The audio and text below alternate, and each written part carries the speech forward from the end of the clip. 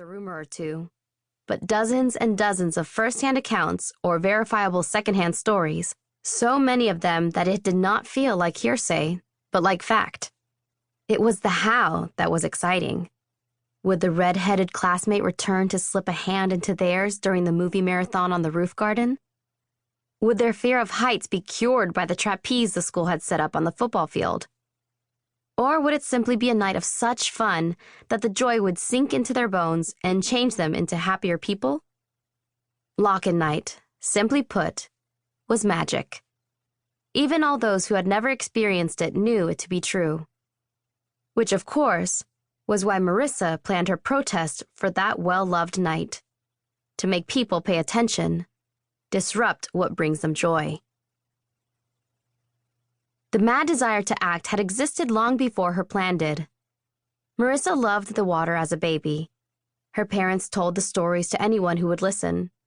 She always feigned embarrassment at their anecdotes about her hour-long baths and surprising performance in toddler swimming classes, her dark curly hair unfurling in the water behind her like a mermaid, her brown eyes huge within the goggles she always carried around. But the truth was that she loved the stories.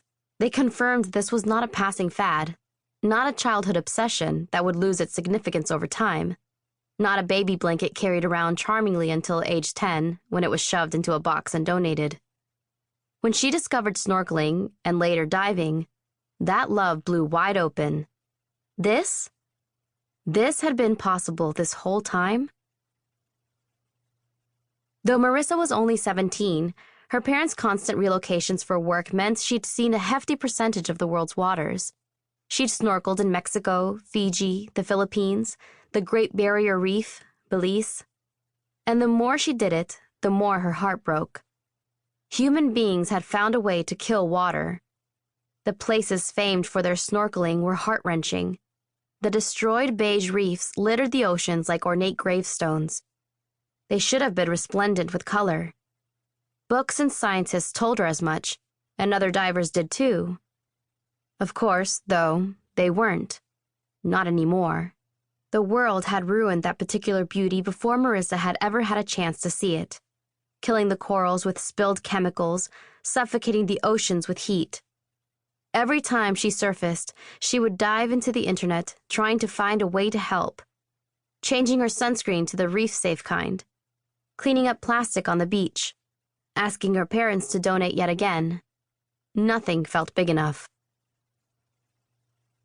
Then came the 3-day weekend at the start of the school year that changed it all. She had convinced her parents to take the family to the beach, and the Cuevases, who knew their frequent moves could be hard on the children, relented despite the fact that neither of them felt settled in at work yet, and they would have really liked to stay in the city and run errands. Marisa had heard amazing things about the snorkeling in the region surrounding the beach.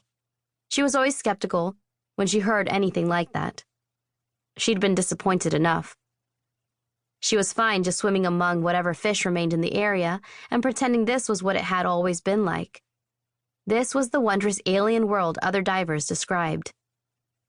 After their most recent move, she'd done her usual research and found on the most trustworthy sources that an untouched blip still existed, not too far from her new school.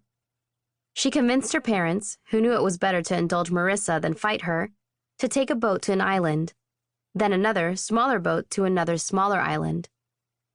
Arriving at the clear turquoise waters, which were peppered with butterflies from who knows where fluttering across the surface, whole waves of them outnumbering the tourists she had seen even on the mainland, Marisa allowed herself to hope. Well before her family was ready, Marisa was in her flippers and mask, and she sat on the edge of the boat and let herself fall backward into the warm waters. At first, her heart had soared. Greens, purples, oranges, bright colors in the reefs, finally. The schools of fish were more like armies, numbered not in dozens, but in hundreds, maybe even thousands. Various species all swimming in their separate schools, like great big flags unfurling mightily in the water. Marisa followed them, kicking delightedly, her heart flooding with joy. Then she turned a corner around some rocks, and her breath caught, as if someone had reached inside her chest and closed a massive fist around her lungs. Even here, she found murk and drudgery.